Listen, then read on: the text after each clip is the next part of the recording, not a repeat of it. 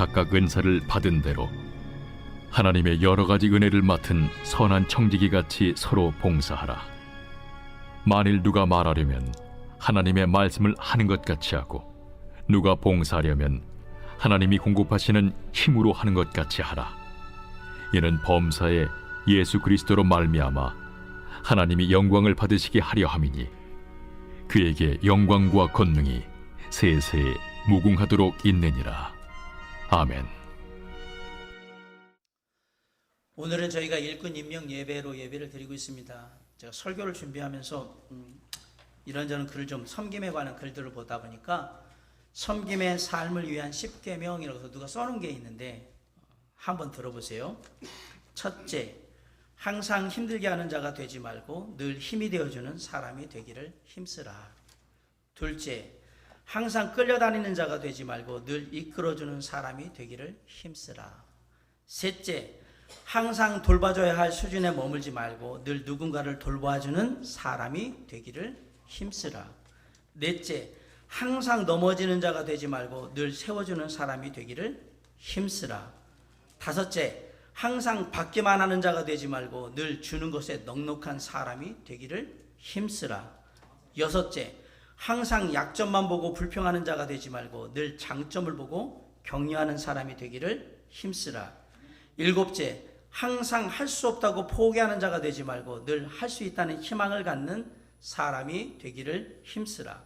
여덟 번째, 항상 상처받고 꼬여있는 자가 되지 말고 늘 회복시키고 풀어주는 사람이 되기를 힘쓰라. 아홉 번째, 항상 분열시키는 자가 되지 말고 늘 하나 되게 만드는 사람이 되기를 힘쓰라. 마지막 열 번째, 항상 열받게 하는 자가 되지 말고 늘 웃음을 선사하는 사람이 되기를 힘쓰라. 이게 섬김의 삶을 살기 위해서 필요한 10가지 계명이라고 합니다. 사실 누군가를 섬긴다는 것은 은혜가 없이는 되지 않는 일, 참 어려운 일입니다.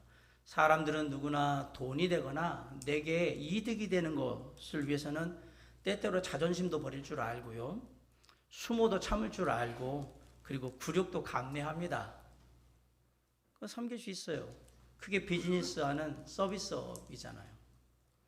하지만 나와 아무런 관련이 없고 내게 아무런 이득이 되지 않는 일을 위해서 누군가를 섬긴다는 건 있을 수 없는 일입니다. 하지를 않습니다. 왜?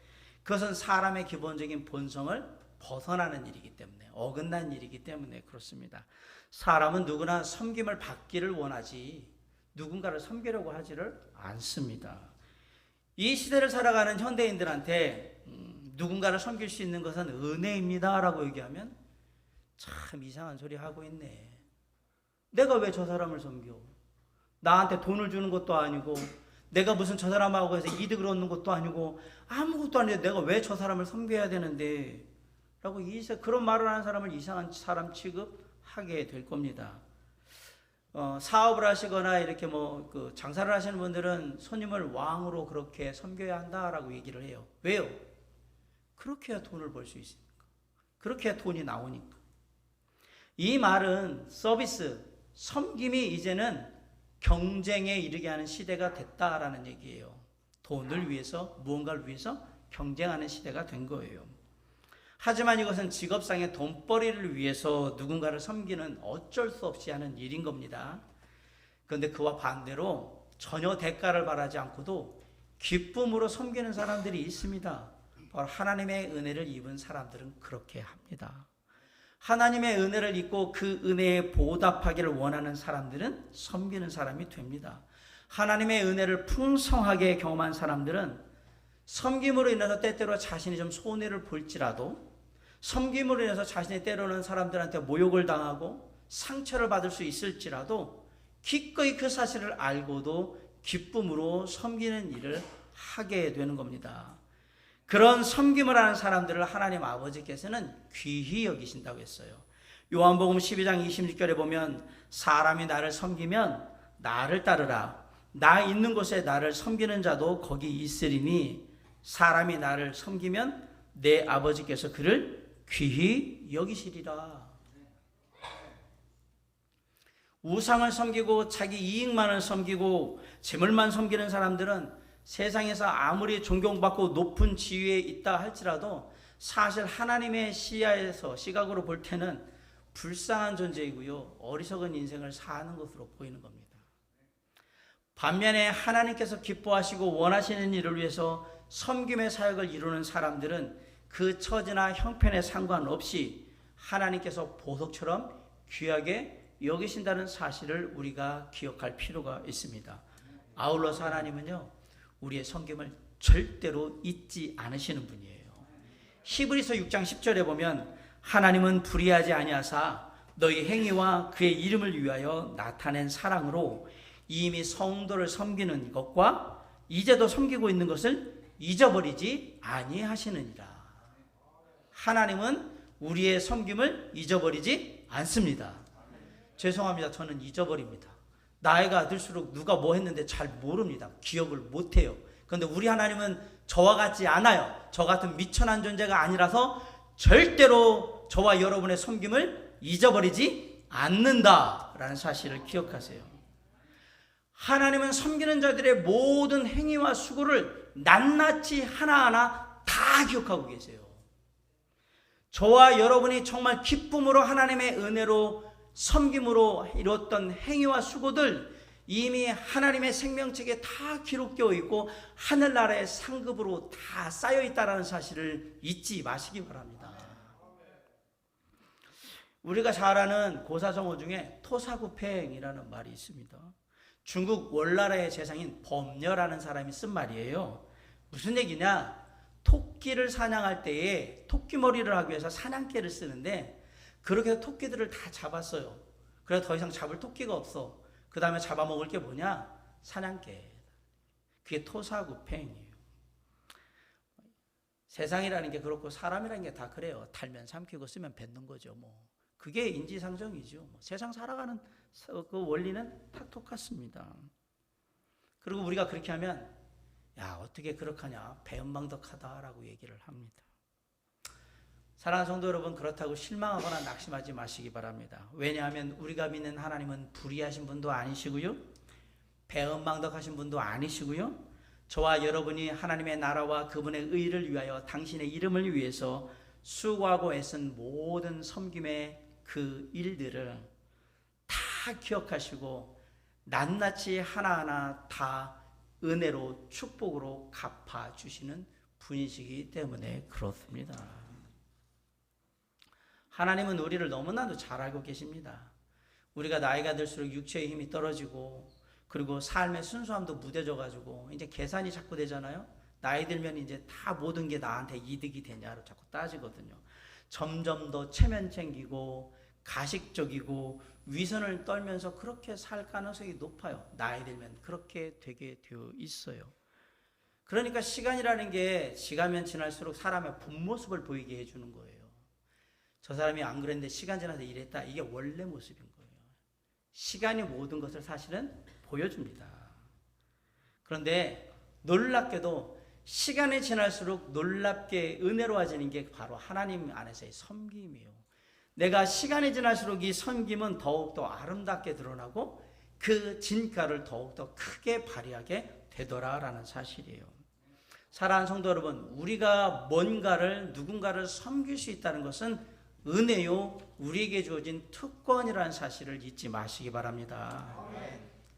누굴 섬긴다는 게 내가 어쩔 수 없이 내가 예수 믿으니까 그냥 어쩔 수 없이 해야 되는 그 인생의 굴레, 운명의 굴레 이런 거로 받아들이지 마시기 바랍니다. 모든 구원받은 하나님의 자녀들은 예수 그리스도 안에서 자유합니다. 그런데 그 자유함 속에서도 우리는 기꺼이 섬기기를 작정하는 겁니다. 누구도 강요하지 않습니다. 누구도 그걸 안 하면 어떻게 하겠다고 협박하거나 그러지 않는단 말이에요. 갈라디아서 5장 13절에 보면 형제들아 너희가 자유를 위하여 부르심을 입었으나 그러나 그 자유로 육체의 기회를 삼지 말고 오직 사랑으로 서로 종노릇 하라라고 했어요. 하나님이 우리에게 허락하신 자유함은 내 멋대로 내 마음대로 그렇게 살으라고 준 자유가 아니라 서로를 섬기는 종노릇하는 그러한 자유를 말하고 있는 거예요. 기쁘게 그 일을 해라라는 얘기예요. 다시 한번 말씀드리지만 사랑이 없다면, 하나님의 은혜가 없다면 누군가를 섬기는 건 때때로 내게 굴욕적으로 느껴지고 수치스럽게 느껴지고 그리고 비참하게 느껴질 수 있는 일이라는 사실입니다. 그러나 우리가 하나님의 은혜를 입고 섬김이라는 것을 맞닥뜨릴 때는 놀랍게 이게 당연히 해야 할 일로 느껴지는 거예요. 그래서 뭐가 필요하다? 은혜가 필요한 겁니다. 오늘 말씀 베드로전서 4장 10절로 11절을 다시 한번 읽습니다. 자, 시작. 각각 은사를 받은 대로 하나님의 여러 가지 은혜를 맡은 선한 청지기같이 서로 봉사하라. 11절.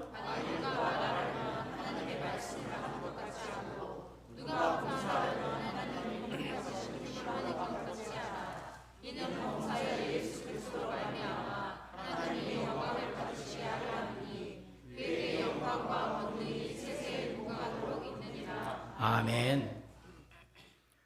놀라운 것은 하나님의 은혜를 입은 자가 하나님을 위하여서 뭔가를 섬기게 될 때 그 삶에 열매가 나타난다는 사실입니다. 고린도전서 16장 15절로 17절에 보면 사도 바울이 형제들아 스데바나의 집은 곧 아가의 첫 열매요 또 성도 섬기기로 작정한 줄을 너희가 아는지라. 내가 너희를 권하노니 이 같은 사람들과 또 함께 일하며 수고하는 모든 사람에게 순종하라. 내가 스데바나와 부드나도와 아가이고가 온 것을 기뻐하노니 그들이 너희의 부족한 것을 채웠습니다. 자, 아가에서 첫 번째로 하나님의 은혜로 구원받은 스데바나는 뭘 했느냐? 오늘 뭐에 일을 작정했다고 그랬어요? 성도 섬기기로 작정했다라고 했습니다. 봐보세요. 하나님의 은혜를 입으니까 뭘 해요? 섬기잖아요. 근데 스데바나는 위대한 부흥사나 목사나 위대한 전도자나 선교사로 신학자로 성경에 그 이름이 남아있는 게 아닙니다. 스데바나는 어떤 사람은 남아있냐? 섬기는 자로 그 이름이 유명하게 남아있는 거예요. 스데바나는 성도들을 섬겼고 바울의 부족한 것을 채웠으며 섬김으로 사도 바울의 마음을 시원하게 했다라고 성경은 분명하게 기록하고 있습니다. 그 외에도 섬김으로 이르는 사람 아키포, 베베, 오네시모, 에바브로디도, 투기고 등등 다 섬김의 사역으로 자신의 이름을 성경에 유명하게 남긴 사람들입니다. 베베는 자매로서 사도 바울뿐만 아니라 많은 사람들의 보호자가 되었다라고 성경은 기록하고 있어요. 섬기는 자예요. 그녀는 자신이 가진 재물을 대부분 사도 바울과 사도 바울의 사역과 그리고 사역을 하고 힘쓰는 형제자매들을 위해서 다 썼어요. 오네시모는 자기의 집을 예배 장소로 오픈을 하고 사람들이 무거웠다 떠날 수 있도록 형제자매들이 무거웠다 떠날 수 있는 그런 장소로 오픈을 합니다. 에바브로디도는 늘 중보기도함으로 사랑하는 형제자매들을 도왔다라고 성경이 기록하고 있습니다. 이런 섬김은 다 어디서 나오느냐? 하나님의 은혜로부터 나오는 섬김들이다라는 사실이에요. 사도 바울도 얘기해요. 내가 복음을 전하면서 영혼들을 섬길 수 있는 것은 전적으로 하나님의 은혜의 결과라고 고백하고 있어요. 에베소 3장 7절로 8절에 보면 이 복음을 위하여 그의 능력이 역사하시는 대로 내게 주신 하나님의 은혜의 선물을 따라 내가 일꾼이 되었노라. 모든 성도 중에 지극히 작은 자보다 더 작은 나에게 이 은혜를 주신 것은 측량할 수 없는 그리스도의 풍성함을 이방인에게 전하게 하시고 라고 말씀하고 있어요. 내가 이 일을 할 수 있는 건 하나님이 은혜를 나한테 부어주셨기 때문이다 라고 얘기를 합니다. 여기에서 우리는 우리가 섬김의 사역을 하기 위해서는 그 일을 하기 위해서 꼭 필요한 게 있다. 그게 뭐다? 하나님의 은혜가 필요하다라는 사실이에요. 하나님의 은혜를 맛보고 하나님의 은혜가 무엇인지 아는 사람이 결국 하나님 앞에 헌신할 것이며 하나님께서 맡겨준 일에 섬김으로 결단하게 된다라는 사실입니다. 이 말을 뒤집어 보잖아요. 내 삶에 섬김의 흔적이 없다라는 얘기는 내가 하나님의 은혜를 전혀 모르고 있거나 구원받지 못한 사람이거나, 두 번째, 이전에는 그 은혜 가운데 그랬으나 지금 내 안에 하나님의 은혜가 다 말라있거든. 없어서. 그래서 안 하는 거예요. 생각하세요. 내가 안 하고 있다. 주님의 은혜가 내 안에 메말라 있는 거예요. 미국의 목회자이자 순회설교가였던 토미 텐이라는 목사님이 쓴 책 중에 종의 마음, 위대함에 이르는 비결이라는 책이 있습니다. 그 책의 내용 중에 이런 내용이 나옵니다. 하나님이 처음에 인간을 창조하실 때 사람들에게 섬김의 DNA를 다 넣어주셨다요.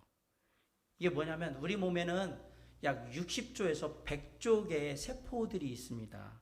눈에는 눈세포가 있는 거고, 입에는 입세포가 있고, 귀에는 귀에 관련된 세포들이 있고, 손에는 손에 관련된 세포들이 다 있어요. 그런데 이 모든 세포들은 전체의 몸을 유익하게 하기 위해서 움직인다. 눈에 있는 눈세포가 움직이는데 이 눈만 잘 보이게 했다고 그렇게 움직이지 않는다.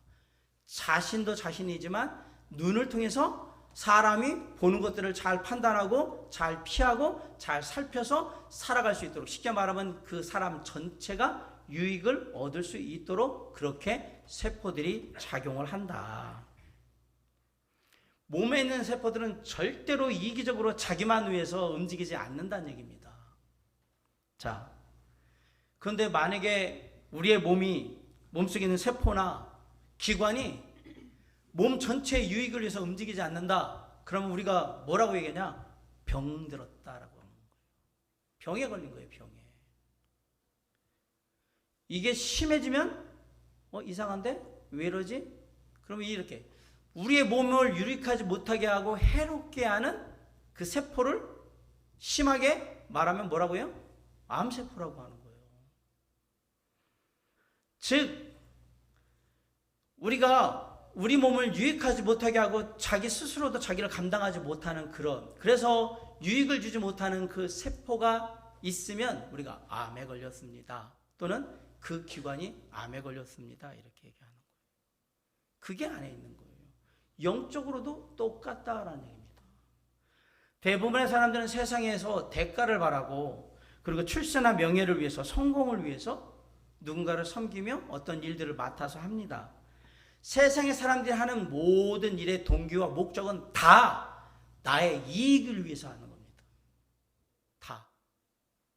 나한테 득이 되기 때문에 하는 거지, 내게 실이 되는 일은 사람은 하려고 하질 않습니다. 제가 늘 얘기하잖아요. 그건 인간의 본성에 반하는 일이기 때문에 안 합니다. 있을 수 없는 일이에요. 하지만 우리가 하나님의 일을 섬긴다? 그러면 그 동기와 목적은 다 어디로부터 나오느냐? 은혜로부터 나오는 거예요. 우리는 은혜로 일합니다. 아멘? 우리가 하나님께로부터 정말 감당할 수 없는 크신 귀한 은혜를 받았기 때문에 그 은혜에 너무나도 감사한 마음으로, 그리고 그 은혜의 작은 것이라도 좀 돌려드리고 싶은 그런 간절한 소망으로 그 은혜를 따라서 무엇을 하는 것이냐? 섬기는 거예요.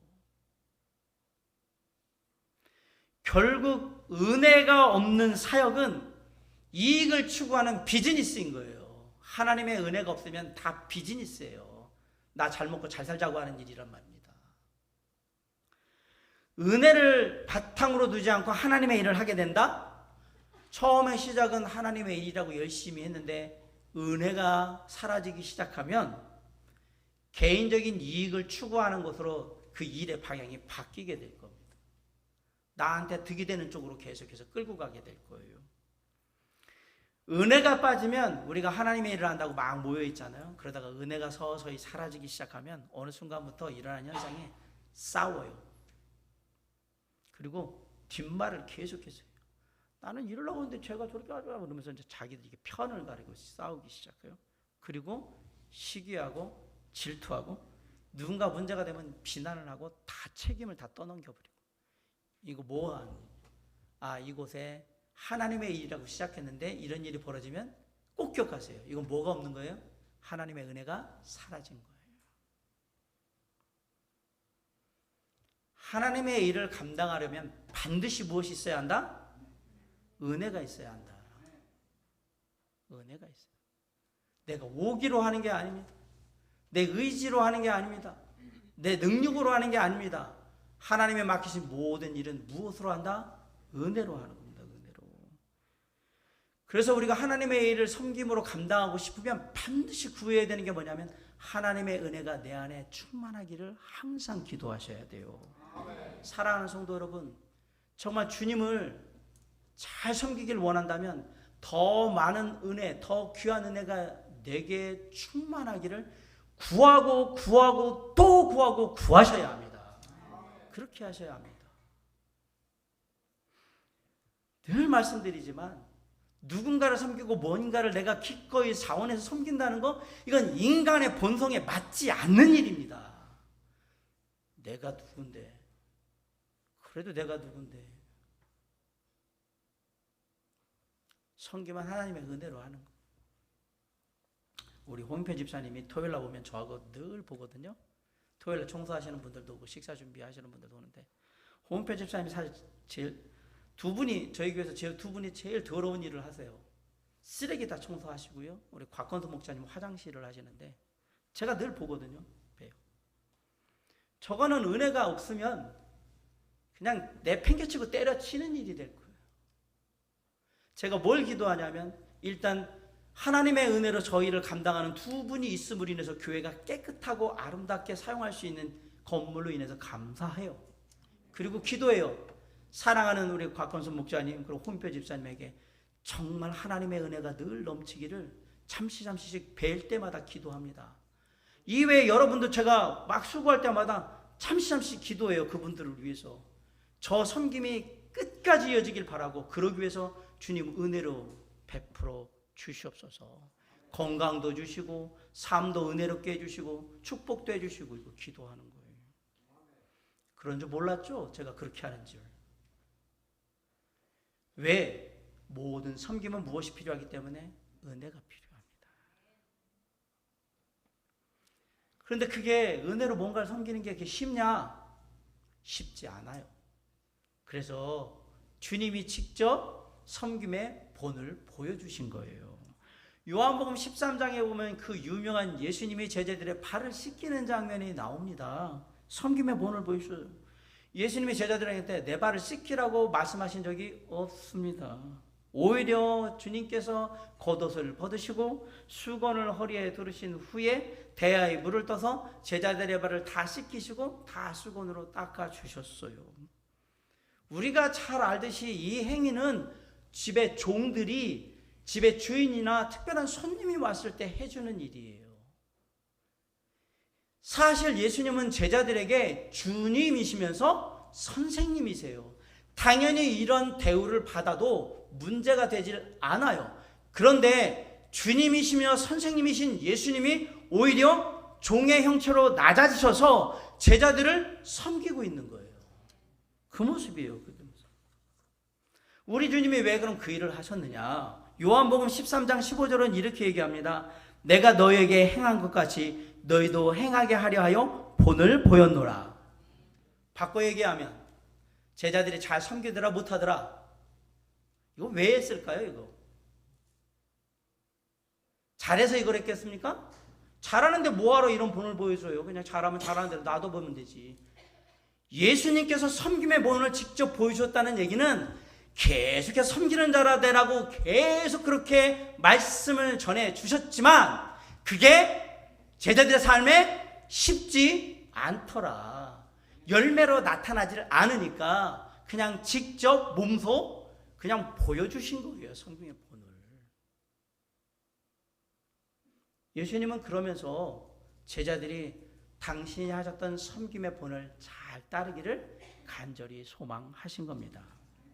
오늘 올 한 해를 몸된 교회와 성도들을 섬기기 위한 일꾼들을 임명하는 예배로 합니다. 1년에 한 번씩 하는 사람들에게 이렇게 열심히 일합시다라는 뭔가 동기부여를 하고 마음의 태도를 새롭게 다짐하는 시간이기도 한데요. 교회 안에는 여러 가지 직분들이 있습니다. 집사님들도 계시고 목회자인 저뿐만 아니라 목자들도 있고 부서의 회장님들도 있고 팀장님들, 교사들 많이 있습니다. 근데 이런 직분들은 계급이 아닙니다. 다 섬기는 겁니다. 섬기라고 주신 직분입니다. 우리를 향하신 하나님의 뜻은 분명합니다. 지금 우리는 돈을 섬기고 자기 배만 섬기고 자신의 체면과 위신만 섬기는 그런 시대에 살고 있습니다. 사람들은 말해요. 돈을 섬기고 내 배를 불리고 내 체면 챙기고 내 위신 세우는 게 가장 세상 사는 똑똑한 방식이라고 얘기하고 그게 가장 지혜롭게 세상을 살아가는 모습이라고 우리에게 얘기합니다. 그런데 주 예수 그리스도 하나님을 믿는 사람들은 그렇게 살지 않습니다. 예수님은 제자들에게 섬기는 것이 정말 중요하다고 반복도 반복해서 우리에게 중요성을 알려주셨어요. 서로 높아지고자 대접받고자 섬김받고자 싸우는 제자들에게 이렇게 말씀하셨어요. 마가복음 10장 43절로 44절에 너희 중에는 그렇지 않을지니 너희 중에 누구든지 크고자 하는 자는 너희를 섬기는 자가 되고 너희 중에 누구든지 으뜸이 되고자 하는 자는 모든 사람의 종이 되어야 하리라. 누가복음 22장 27절에 앉아서 먹는 자가 크냐 섬기는 자가 크냐 세상에서는 앉아서 먹는 자가 아니냐 그러나 나는 섬기는 자로 너희 중에 있노라. 그럼 누가 제일 큰 자라는 얘기예요? 주님은 얘기잖아요. 세상에서는 앉아서 대접받아서 먹는 사람이 큰 자라고 얘기하는데 아니야 나는 섬기는 자가 제일 큰 자라고 믿어. 우리 그리스도인이에요. 우리는 섬기는 자가 가장 큰 자인 줄 믿습니다. 예수님은 단 한 번도 크게 되고자 하는 자, 으뜸이 되고자 하면 공부를 열심히 해라, 돈을 많이 벌어라, 인격을 함양시켜라, 기회를 살려라, 인맥을 잘 살려라, 이런 말씀을 한 번도 하신 적이 없어요. 세상에서 높임받기 위해서 그런 거 하라고 한 적이 없단 말이에요. 주님은 간단히 얘기했어요. 모든 사람을 그냥 섬기면 네가 으뜸이 되고 높아질 거다. 아멘? 그 답이에요. 섬기는 자가 가장 으뜸이 되는 자요, 섬기는 자가 가장 큰 자입니다. 놀랍게도 주님, 제가 구원받고 하나님의 자녀로 섬기는 일을 하고 싶은데 제가 능력이 없어서. 요즘은 저희 성도님들이 뭐 부서 회장님을 하거나 뭐 하거나 하면 부족하지만 열심히 하겠습니다 이러지, 옛날에 처음에는 몇몇 분들이 저는 능력이 없어서요. 언제는 능력이 있었어요? 제가 늘 얘기하잖아요. 이 생각부터가 잘못됐다고 제가 말씀드리는 거예요. 우리는 우리의 능력으로 일하지 않아요. 제가 얘기했잖아요. 하나님의 은혜로 일합니다. 그 은혜가 임하면 하나님께서 그걸 감당할 능력을 주시는데 그 능력이 뭐냐? 그게 은사예요. 성령의 은사가 능력인 거예요. 능력. 하나님은 모든 구원받은 자에게, 내가 깨닫든 못했든 모든 사람들에게 각자에게 합당한 은사를 이미 주신 줄 믿습니다. 모든 일을 할 수 있는 능력을 주셨어요. 에베소 4장 12절에 그가 어떤 사람은 사도로, 어떤 사람은 선지자로, 어떤 사람은 복음 전환자로, 어떤 사람은 목사와 교사로, 저 같은 사람은 목사와 교사죠. 이는 성도를 온전하게 하여 봉사일을 하게 하며 그리스도의 몸을 세우려 함이니라. 하나님께서 저와 여러분에게 보이는 것이나 보이지 않는 것으로 어떤 것을 주셨다면 그것의 용도와 목적은 전적으로 나의 욕심과 배를 채우는 게 아니라 하나님의 뜻을 따라 어떤 일과 누군가를 섬기라고 주신 일이라는 사실을 잊지 마시기 바랍니다.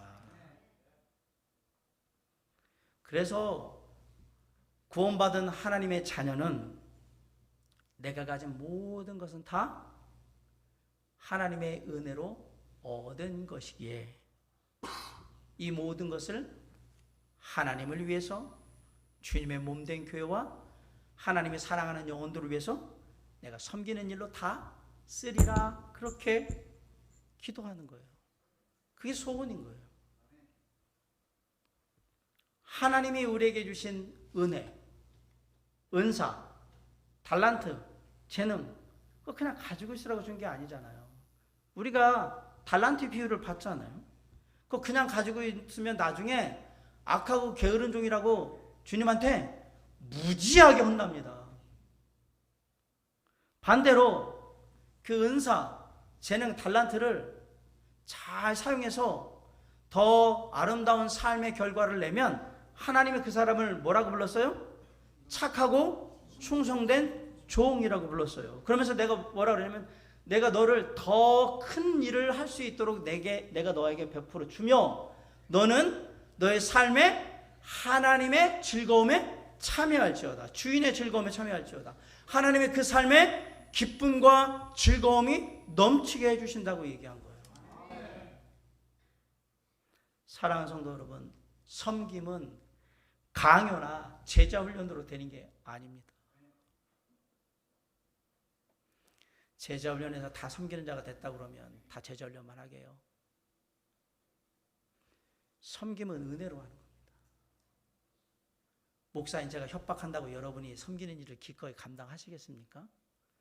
물론 어르신들은 가는데 지금 젊은 20대나 20대들은 그거 제가 왜요? 100% 물어볼 거예요. 목사니까 목사가 시킨 거니까 해야 돼. 그런 건 없어요. 세상에 목사가 시키는 거 해야 돼. 그런 거 없어요. 주님의 은혜가 임하면 내가 그냥 하는 거예요. 스스로 자원하여 자유함으로 하는 거예요. 제가 오늘 그 얘기를 계속 드리는 거죠. 혹여라도 주님의 몸된 교회에 뭔가 내가 작은 것으로 섬기고 있는데 혹시라도 제가 하기 싫은 걸 억지로 시켰거나 목회자인 제가 아니면 나는 아니었는데 뭐 집사님들 누가 그냥 막 하라고 하도 막 성화를 내가지고 하거나 지금도 솔직히 하기 싫은데 막 그렇구나. 억지로 하긴 했는데 뭐 해보겠다 했는데 억지로 했더니 아주 마음 안 든다. 그럼 꼭 말씀드립니다. 지금 당장 그만두셔야 합니다. 왜요? 결국 시간이 지나면 불평하고 원망하고 뒷말하고 누군가에게 책임을 떠넘기며 그리고 비난할 것이기 때문에 그래서 몸된 교회를 해치고 형제 자매들과 관계를 다 깨트릴 것이기 때문에 하시면 안 됩니다. 제가 왜 정말 직분을 맡은 분들한테 이것은 하셔야 합니다. 왜냐하면 직분자에게 그러나 성도들한테 그런 얘기를 하지 않느냐. 섬김은 은혜로 하는 거예요. 그냥 기쁘게 하는 거예요. 누가 뭐라고 하든 그냥 하는 거예요. 저는 저희 교회가 그런 교회가 되기를 간절히 원합니다. 꼭 누가 막 해라고 해야지만 하는 게 아니라 내가 주님의 은혜를 힘입었으니 내가 기꺼이 그 일을 감당합니다. 언제까지? 주님 앞에 서는 그날까지. 그러면 뭐가 되는 거예요? 잘하였더라 착하고 충성된 종이 되는 거예요. 스스로 하는 거예요. 스스로. 여러분, 섬김은 은혜를 받을 때 자연스럽게 나오는 그냥 행위의 열매 모습인 거예요. 은혜 받으면 당연히 섬기는 거예요. 그래서 우리는 하나님의 크신 은혜가 내 안에 충만하기를 기도해야 되는 거예요. 주님, 제가 섬기지를 못하고 있습니다. 그러면 기도할 게 뭐냐면 주의 은혜를 부어 주시옵소서. 그 은혜를 힘입어 기꺼이 작지만 아주 사소한 것일지 모르겠지만 제가 그 일을 함께 하기를 원합니다. 어떤 분들은 기도함으로, 어떤 분들은 찬양을 함으로, 어떤 분들은 교사가 되어서, 어떤 분들은 목자가 되고, 어떤 분들은 식사를 준비하고, 어떤 분들은 청소를 하고, 어떤 분들은 전도지를 나누고, 할 일은 너무 많아요. 은혜를 주시옵소서. 제가 기꺼이 감당하기를 원합니다. 은혜를 얻잖아요. 하나님의 은혜를 얻잖아요. 놀라운 힘이 생깁니다. 자원하는 마음도 생깁니다. 그리고 억지로나 인색하게 그렇게 하려고 하는 마음이 사라집니다. 그리고 놀랍게도 내가 섬기는데도 불구하고 기쁘고 즐겁게 그 일을 감당할 수 있게 될 겁니다. 오늘 말씀을 마칩니다. 이 시간 우리가 일꾼 임명 예배로 했다고 교회에 있는 직분자들만 열심히 섬겼다. 아니요. 모든 하나님의 자녀들은 다 은사를 받았는데 그건 다 주님 안에서 뭔가를 하라고 받은 거거든요. 섬기라고 받은 거예요. 그렇다면 내가 섬기고 있다면 사랑하는 성도 여러분, 더 많은 은혜를 구하면서 더 열심히 기쁨으로 즐거움으로 섬기시기 바랍니다. 그게 무엇이든 주님이 기뻐 받으실 것이고 사랑하심으로 축복해 주실 겁니다. 혹 내가 섬길 것을 찾지 못했다면 주님, 제가 섬기는 자의 삶을 살길 원합니다. 그렇게 기도하시고 반드시 이렇게 기도하셔야 됩니다. 저에게 주님의 충만하신 은혜를 허락하여 주시옵소서. 혹 이전에 잘 섬겼는데 누군가 틀어져서 혹시 저한테 좀 안 좋아가지고 목회자한테 안 좋아서 안 하고 계신 분들, 여러분을 위해서 말씀드립니다. 저하고 아무 상관이 없습니다. 이 땅의 축복과 하늘의 상급을 위해서 그냥 스스로 섬기는 자리에 다시 나오시는데, 그러려면 어떻게 해야 돼요? 주여 은혜를 베풀어 주셔서 제 안에 섬김의 은혜가 회복되게 하여 주시옵시고, 그 마음으로 몸된 교회와 영혼들과 맡겨진 어떤 일이든 감당할 수 있도록 도와주시길 원합니다 라고 기도하시기 바랍니다. 사랑하는 성도 여러분, 하나님의 은혜를 구합시다. 크고 놀라우신 은혜를 구합시다. 우리에게 부어주시고도 한량이 없으신 그 은혜를 구하시기 바랍니다. 그 은혜를 통해 주님을 섬기고, 주님의 몸된 교회를 섬기고, 주님이 사랑하는 형제자매들을 섬기고, 그리고 잃어버린 영혼들을 섬기는 일에 우리가 다시 한번 결단할 수 있기를 간절히 바랍니다. 그러므로 그 섬기는 삶에 주님이 주시는 기쁨과 즐거움이 넘치고 내 삶의 행복함이 넘치는, 그래서 이 땅에서 뿐만 아니라 하늘에서도 하나님의 아름다운 축복과 은혜를 누리고 사는 저와 여러분, 그런 2024년 한 해가 될 수 있도록 다시 한번 주님께 결단하며 우리의 마음을 내려놓는 이 시간이 될 수 있기를 주님의 이름으로 간절히 축원합니다. 기도하시겠습니다.